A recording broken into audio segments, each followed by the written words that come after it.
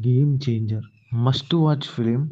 ఒక IAS officer తన పవర్‌ని సక్రమంగా యూజ్ చేస్తే దేశం ఎలా మారుతుంది అని చెప్పే cinema story.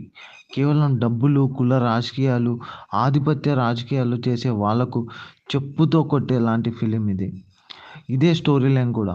Next 'Ram Charan', 'Anjali', 'Surya' acting peaks ఉంది. కొంచెం స్క్రీన్ ప్లే అక్కడక్కడ లాగ్ అయిన 'రామ్ చరణ్' ప్రెజెన్స్, 'సూర్య' ప్రెజెన్స్ సినిమాని ఒక రేంజ్‌కి తీసుకెళ్తాయి.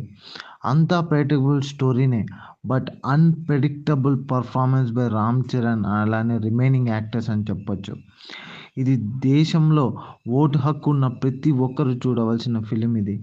నెగెటివ్ రివ్యూస్ నమ్మి మోసపోతే 'పుష్ప' లాంటి సినిమాలు వస్తాయి. ఇలాంటి మెసేజ్ ఓరియెంటెడ్ ఫిలిమ్స్‌కి సమాధి పడకూడదు అంటే అందరూ ఇలాంటి సినిమాలను చూసి ఎంకరేజ్ అయితే చేయాలి. సినిమా అయితే బాగుంది. ఖచ్చితంగా ఫ్యామిలీతో వెళ్లి చూడవలసిన బెస్ట్ ఫిలిం.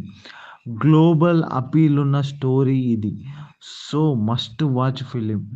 'పుష్పతో' కొంతమంది కంపేర్ చేస్తున్నారు ఈ ఫిలింని. మీ కొడుకు 'పుష్ప' కావాలో, మీ ఇంట్లో ఉన్న అబ్బాయి 'పుష్ప' కావాలో, లేకుంటే ఐఏఎస్ ఆఫీసర్ కావాలో మీరే డిసైడ్ చేసుకోండి. మీకు 'పుష్ప' అయితే ఇంక 'పుష్పతో' కంపేర్ చేసుకుంటే ఆ సినిమా వేరు.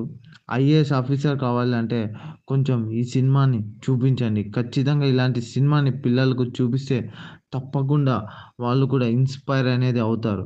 లేదంటే అంతే.